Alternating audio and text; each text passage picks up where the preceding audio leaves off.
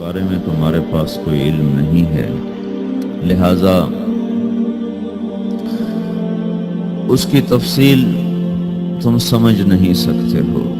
روح آسمان سے آتی ہے، جسم زمین میں بنتا ہے، پھر 4 مہینے بعد اللہ اس کو آپس میں جوڑ دیتا ہے، زندگی متحرک ہو جاتی ہے، روح ہی کے ساتھ زندگی کی بقا رہتی ہے۔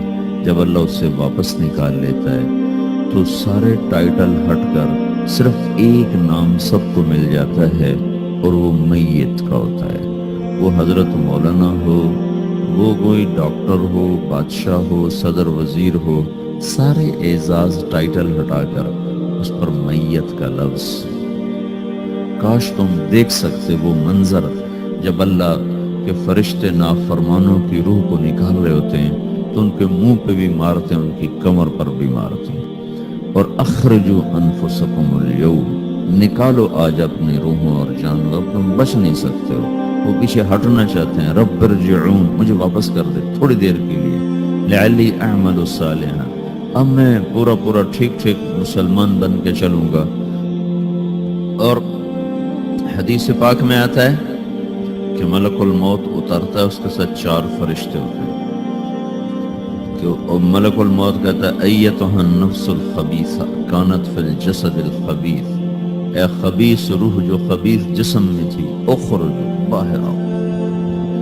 تو وہ حیران، پریشان، خوف زدہ، تو اس کے جواب میں اس کو ملک الموت کہتا ابشری ابشری بحمیم وغساق وآخر من شکلہ ازواج، تیار ہو جاؤ خوفناک عذاب کے لیے اور کھولتے پانیوں کے لیے، کانٹے دار جھاڑیوں کے لیے، اور بے شمار عذاب کی شکلوں کے لیے۔ تو اس کی روح کو جب کھینچتے ہیں تو رگ رگ سے وہ کٹ کے نکلتی ہے، تو سارا وجود زیر و زبر ہوتا ہے، سکرات کا درد ساری دنیا کے دردوں پر حاوی ہے۔ جب اس کی روح نکلتی ہے اور اس کو لے کر آسمان پر چلتے ہیں تو دروازے پر پہنچتے ہیں تو اندر سے فرشتے پوچھتے ہیں کون ہے؟ کہتے ہیں فلاں فلاں کا بیٹا ہے۔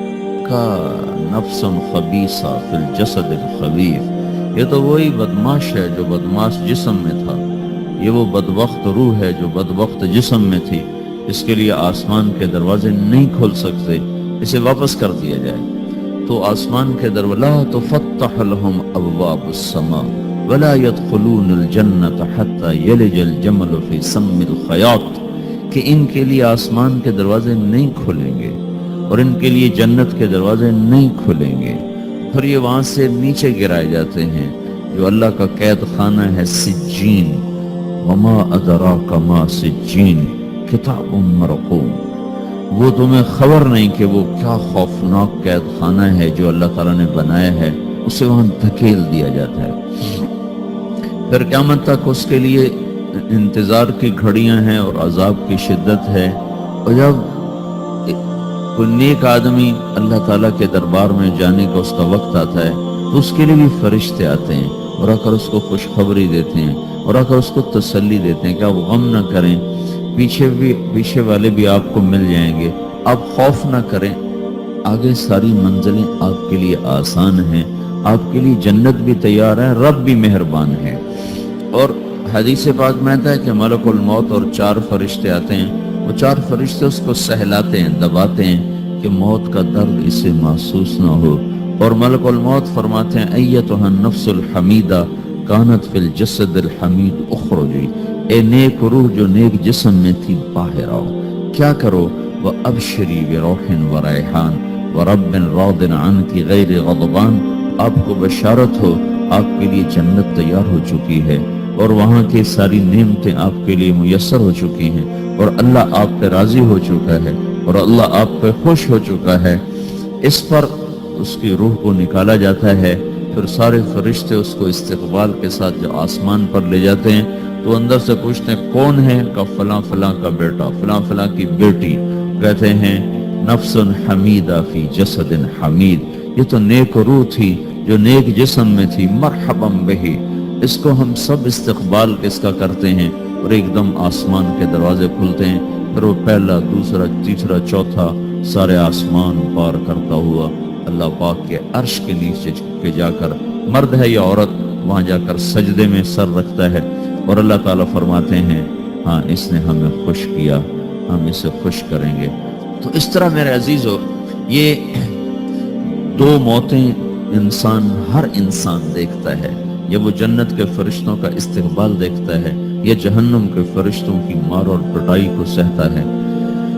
ہمارے علاقے کی بتا رہا ہوں، اپنے علاقے، ایک زمیندار مر گیا، اس کی قبر کھودی ساری بچھوؤں سے بھری،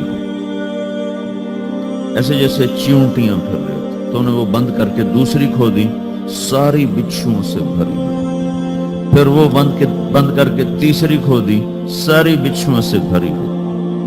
قبرستان میں اتنے بچھو کہاں سے آ جائے؟ یہ زمین کے بچھو نہیں ہے، یہ آخرت کی بلائیں ہیں جس کے ساتھ اب اسے قیامت تک رہنا ہے اور گزارا کرنا ہے۔ تو یہ دو طرح کی موتیں روزانہ لوگ مرتے ہیں، روزانہ لوگ مرتے ہیں۔ جب نماز کا وقت ہوتا ہے ملک الموت ساری دنیا کا چکر لگاتا ہے اور دیکھتا ہے کون پڑھ رہا ہے کون نہیں پڑھ رہا، کون پڑھ رہا ہے کون نہیں پڑھ رہا۔ جو نماز کی پابندی کرتا ہے اس کی موت آسانی سے ہوتی ہے، جو نماز میں غفلت کرتا ہے اس کے ساتھ موت کے وقت شدت اور سختی اختیار کی جاتی ہے۔ تو بھائیو یہ ایک جسم ہے، ایک روح ہے۔ روح باقی رہنے والی چیز ہے، جسم مٹ جاتا ہے، پھر اللہ سے قیامت کے دن نیا جسم عطا فرمائے گا، ایک نیا جسم دیا جائے گا۔ روح وہی ہے جو اللہ کے خزانوں میں جمع ہو جاتی ہے، نافرمان کی سیاہ کالی روح ہوتی، فرما بردار کی روشن چمکدار روح ہوتی۔